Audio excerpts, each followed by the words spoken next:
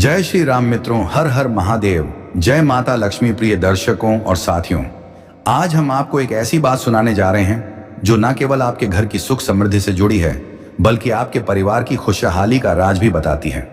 अगर आपके घर की महिलाएं सुबह जल्दी उठकर काम करती हैं और खाना बनाती हैं, तो यह वीडियो आपके लिए बेहद खास होने वाला है।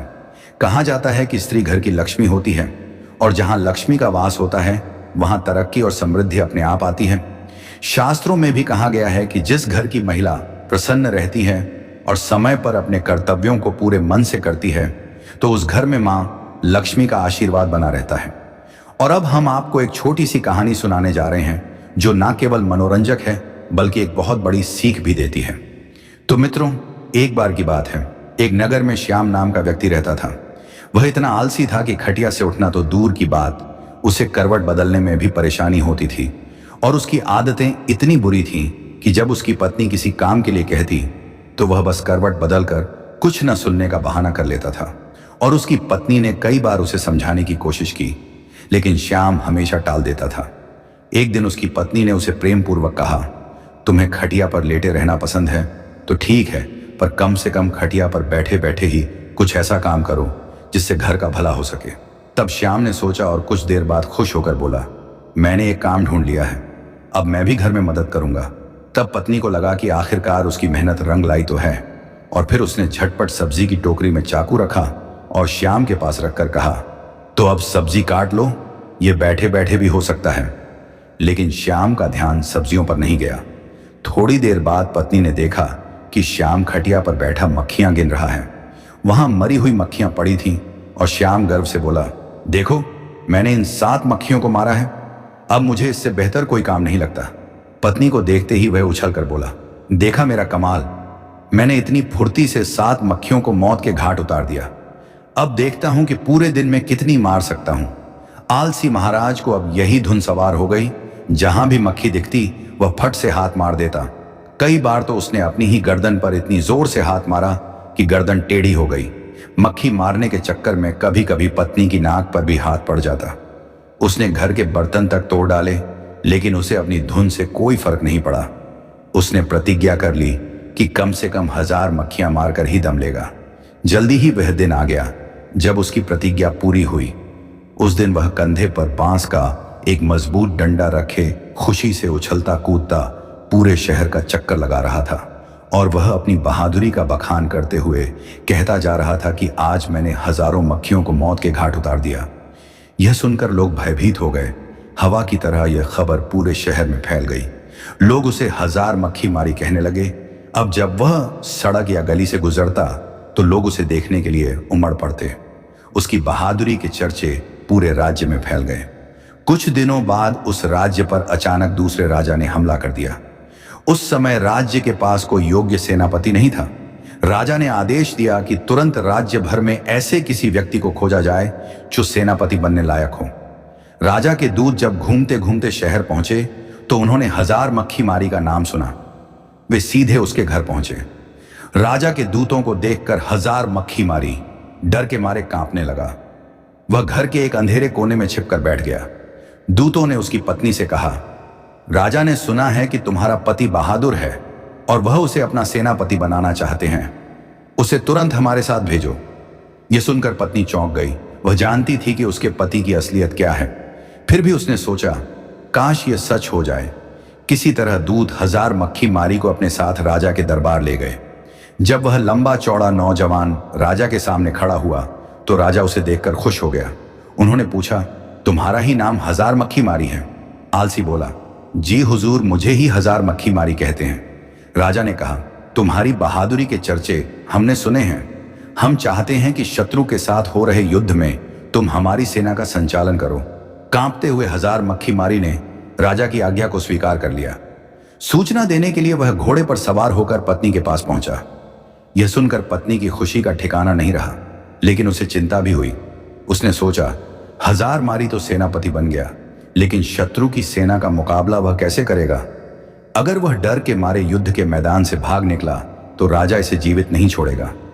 इस डर से उसने एक मजबूत रस्सी से 1000 मारी को घोड़े से बांधना शुरू किया। 1000 मारी ने पूछा, ये तुम क्या कर रही हो? पत्नी ने जवाब दिया, मैं आपको घोड़े के साथ बांध रही हूं। स्वामी हजारमारी ने फिर पूछा। ये क्यों? पत्नी ने कहा। मैं इसीलिए आपको बांध रही हूं ताकि आप लड़ाई के जोश में घोड़े से कूदकर पैदल ही लड़ने ना लगे। जब विजय के बाद हजारमारी वापस दरबार लौटा और लोगों ने उसे घोड़े से बंधा हुआ देखा तो उनका उत्साह और बढ़ गया। सबने सोचा ऐसा वीर सेनापति और कौन हो सकता है जो घोड़े से भी बंधा हुआ युद्ध करता है।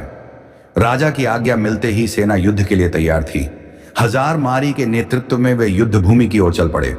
शत्रु की सेना को जब पता चला कि एक बड़ी फौज के साथ हजारमारी खुद मुकाबला करने आ रहा है तो उनके योद्धाओं के होश उड़ गए।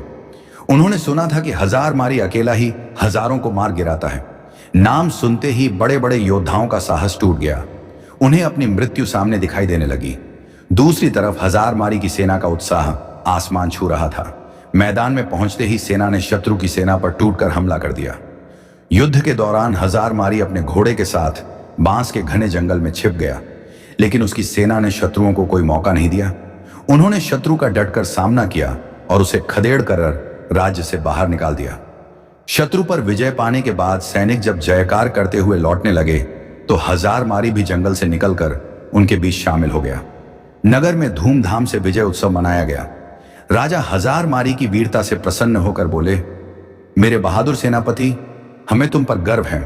तुम्हारी अद्वितीय वीरता के कारण हमें विजय प्राप्त हुई है।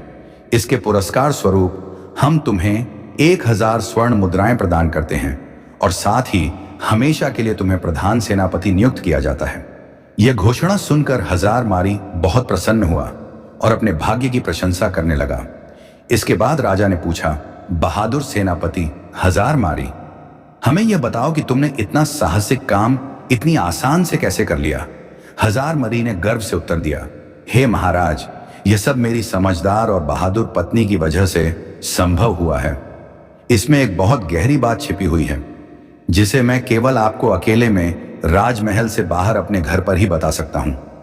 राजा ने हैरान होकर पूछा, सेनापति हजारमारी, यह गुप्त बात तुम यहां क्यों नहीं बता सकते? हजारमारी ने उत्तर दिया, महाराज, यही तो मेरी सफलता का राज है जिसे मैं सबके सामने नहीं बता सकता। यदि आप जानना चाहते हैं तो आपको मेरे साथ मेरे घर चलना होगा। राजा ने सहमति जताई और कहा, ठीक है, मैं तुम्हारे साथ तुम्हारे घर चलने के लिए तैयार हूं। राजा और सेनापति दोनों राजमहल से सेनापति के घर की ओर रवाना हुए। जब वे घर पहुंचे तो उन्होंने देखा कि हजारमारी की पत्नी बड़ी बेसब्र से अपने पति का इंतजार कर रही थी। जैसे ही उसने सुबह सुबह अपने पति और राजा साहब को घर पर आते देखा, वह तुरंत उठ खड़ी हुई। राजा साहब के सम्मान में उसने तुरंत उपयुक्त व्यवस्था करनी शुरू कर दी। उसने राजा का बड़े आदर और सत्कार के साथ स्वागत किया। संयोग से वह पहले ही खाना बना चुकी थी, इसलिए उसने राजा साहब को खाने के लिए चौकी सजा दी और उन्हें बड़े प्रेम और आदर से भोजन कराया। इसके बाद हजारमारी ने कहा, महाराज, अब आपने स्वयं देख लिया और समझ भी गए होंगे कि मेरी जीत का असली राज्य क्या है। जैसा कि हम सभी जानते हैं, जिस घर की महिला प्रातःकाल ब्रह्म मुहूर्त में उठ जाती है, उस घर में कभी भी लक्ष्मी की कमी नहीं होती।